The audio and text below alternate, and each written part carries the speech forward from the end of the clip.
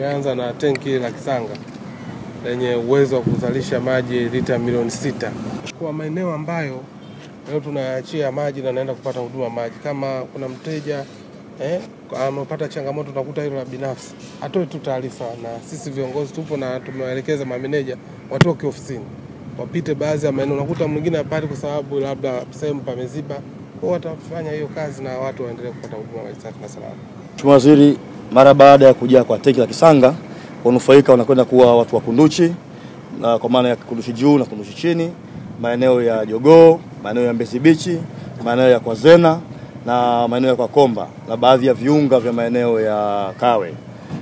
Kwa kufungua na kuashiria maji ya kwanza kwenda kwa walaji, maana tunatarajia kupita sasa mitaani kwa ajili ya kufuatilia utawanyikaji wa huduma kwenye haya maeneo. Kwa kawaida tunapoachia maji yetu wa tenki la Kisanga lenye uwezo wa lita milioni 6, Mheshimiwa Waziri, mara zote tunatarajia kuwashibisha watu wetu kwa wastani wa masaa 8 mpaka 9.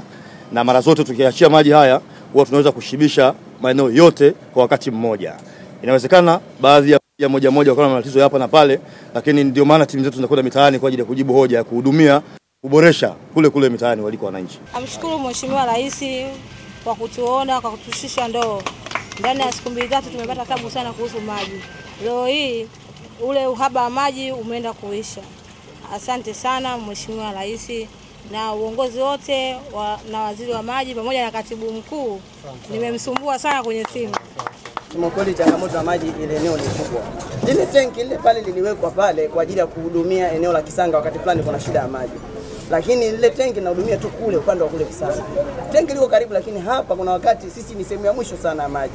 Lakini alhamdulillah engineer alijitahidi kufanya maji yanakuja kwa pressure. Kuna wakati maji yakitumika sana kule chini, magereji upande wa kule, huko unaweza kupata maji kwa uchache. Lakini walijitahidi, walitaka kushughulikia hili tatizo kwa kufanya kuunganisha maji yanatoka kule yahudumie pia na huko. Lakini nadhani walishindwa kwa ajili ya vifaa. Na imani kwa kuwa waziri huko utawawezesha hawa. Lakini naomba sana tushughulikie hili jambo. Tungoja tu ni kubwa.